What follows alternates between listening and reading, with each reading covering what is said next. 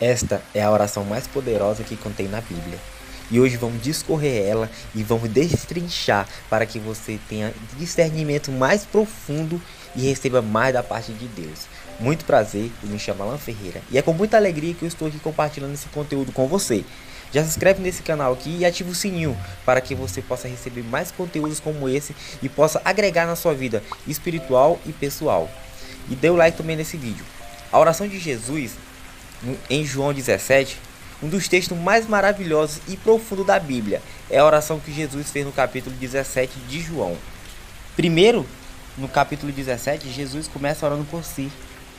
Depois Jesus ora pelos seus discípulos. E depois Jesus, ele ora por todos os crentes. Todos aqueles que crê que ele veio sendo filho unigênito de Deus e ressuscitou dos mortos.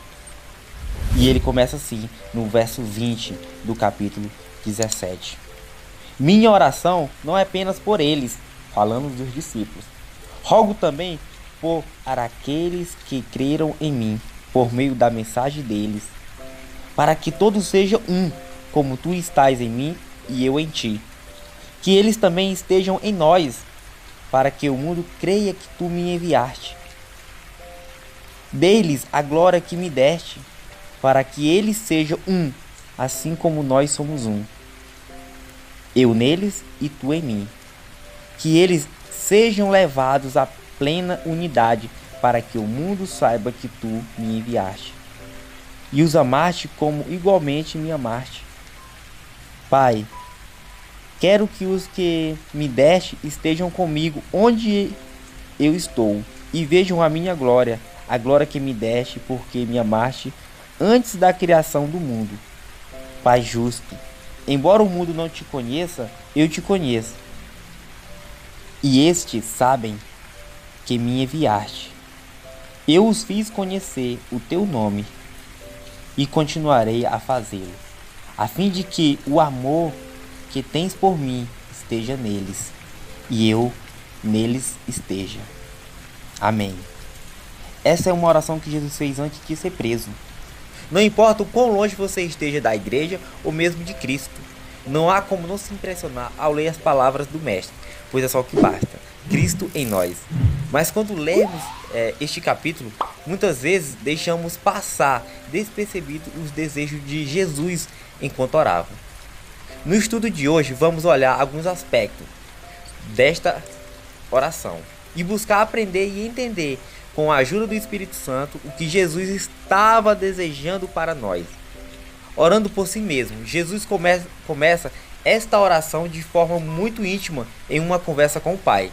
Nela ele afirma ter cumprido a sua missão e define o que é a vida eterna, que conheçam a ti só, por único Deus verdadeiro, e a Jesus Cristo a quem enviaste.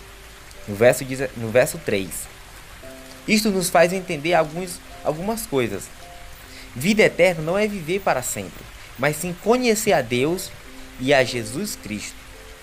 Isso tem muito a ver com João 3,16, João 3,36 e com João 5,24, entre outros. Conhecer a Cristo faz toda a diferença para a nossa salvação. É Ele quem virá nos buscar e nos levará para o lugar que já preparou.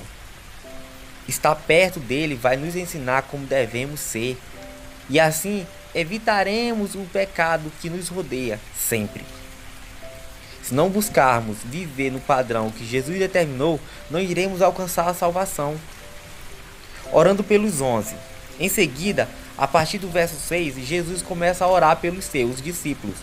Neste momento, são 11. Com muita convicção, Jesus afirma que os discípulos estão prontos, pois já acreditam que Deus enviou Jesus e receberam as palavras dele, versos 7 e 8. Não pertence a este mundo, verso 14, e estão guardados pelo nome de Deus, verso 12. Isso nos faz pensar sobre a afirmação que ele fez no verso 4. A missão de Jesus parece ter sido preparar 12 homens para levar sua palavra aos 4 cantos da terra. Claro que, enquanto isto, outros também ouviram e decidiram segui-lo verdadeiramente. Porém, a atenção, convívio e ensino era com os apóstolos, que mais tarde o representaram na terra. Orando pelos que ainda virão. Este é o centro deste estudo bíblico. Iremos nos concentrar mais tempo neste momento. Veremos aqui algumas palavras-chave que nos mostrarão o que Jesus tem desejado de nós e para nós. Mas se você ainda não percebeu o que está acontecendo aqui, Jesus estava orando por você. Olha que maravilhoso isso. Um dia antes de ser morto, Jesus pensou que as pessoas que viveriam em 2022 estariam precisando de intercessão. E ele intercedeu. Que maravilha é saber que ele orou por mim e por você. E muito mais importante é entendermos o que ele desejava. O primeiro pedido de Jesus enquanto orava pelos que ainda viriam a conhecê-lo era que fôssemos um, assim como ele e o Pai são um. É muito importante lembrar que, apesar de ser um com o Pai, Jesus fez questão de não ser como o Pai. Ele abriu mão da glória e veio viver como servo. Filipenses 2, versos 5 ao 8.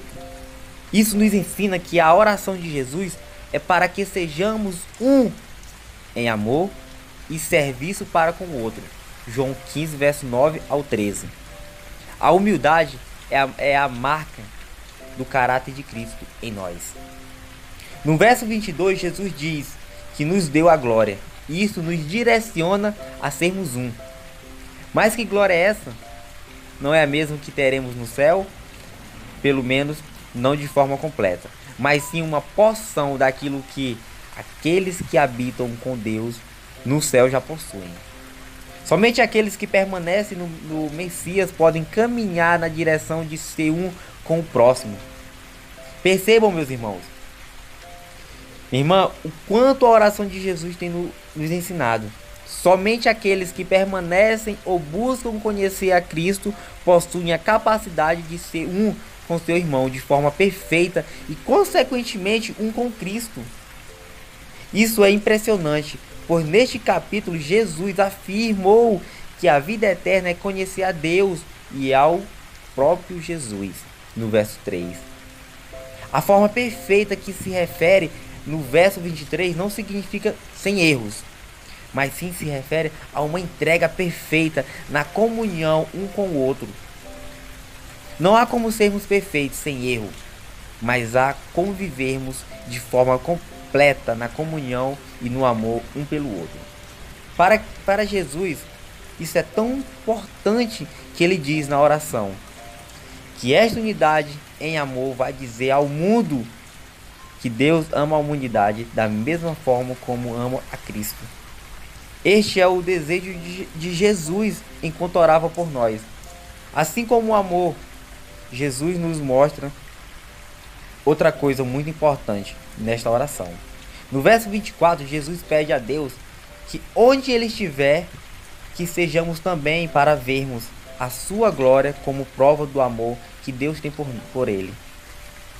Quando Jesus se refere a vermos a sua glória, não se refere a olhar, mas sim experimentarmos a glória que foi dada a Jesus. Isso quer dizer que se formos cooperadores de Deus, como com 1 Coríntios, capítulo 3, verso 9, e no 2 Coríntios, verso 6 e capítulo 1, representante do reino. Em 2 Coríntios, capítulo 5, verso 20, ele irá nos usar para participarmos daquilo que Deus vai fazer, revelando a glória de Cristo. Era nisso que Jesus estava pensando quando intercedeu por nós. Um último ensino. Neste capítulo, Jesus se refere ao termo Pai 3 vezes, em cada oração que fazia, por si mesmo, pelos 11 e pelos que havia de vir. Jesus usa um termo que tem a ver com o seu desejo naquele momento. Enquanto orava por si mesmo, Jesus pede a Deus que o Filho seja glorificado, assim como o Pai foi glorificado pelo Filho.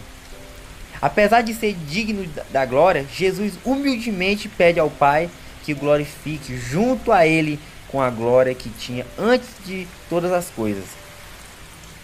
Como você pode encontrar em João, capítulo 1, verso de 1 ao 3. Jesus se refere à glória de Deus e pedia para que ele também fosse glorificado. Em seguida, ao orar pelos 11, Jesus se refere a Deus como Pai Santo, fazendo menção ao desejo de que Deus santifique os seus discípulos. Santificai-os na verdade, a tua palavra é a verdade. Jesus se refere à santidade de Deus e pedia para que os discípulos também fossem santificados. E por último, no verso 25, Jesus se refere ao Pai como Pai justo. Esta justiça não tem a ver com o equilíbrio da balança ou com a atitude justa, mas sim tem a ver com justificar, que você vai ver em Mateus 6, verso 33.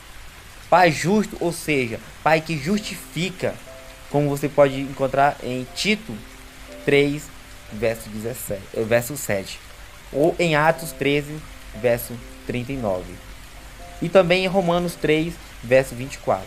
Percebam que Jesus está pedindo a Deus, que é aquele que nos justifica, para justificar aqueles que o conheceram através de Jesus. Somente aqueles que conhecem a Jesus podem ter a justificação do Pai e, consequentemente, a vida eterna. Isso tem a ver com o verso 3 novamente. Jesus se referia à justificação, o que Deus pode dar, e pedia que os que ainda iriam lhe conhecer também fossem justificados. Esta não foi a última oração de Jesus. Ele ainda pediu: Pai, perdoa-lhes, pois não sabem o que fazem, e em tuas mãos entrego meu espírito. Mas com certeza nos ensina muito sobre o desejo de Jesus para nós, que conhecemos Deus através de Jesus pela fé. Meu desejo é que a oração de Jesus possa nos guiar como a estrela do norte guia os marinheiros na escuridão, para que possamos, juntamente com ele, ganhar a vida eterna. Saber o desejo de Jesus para nós faz toda a diferença. Não se esqueça dessa passagem. Dê o like nesse vídeo, se inscreve nesse canal. Com muita humildade eu te peço. Encaminha para seus amigos, seus familiares.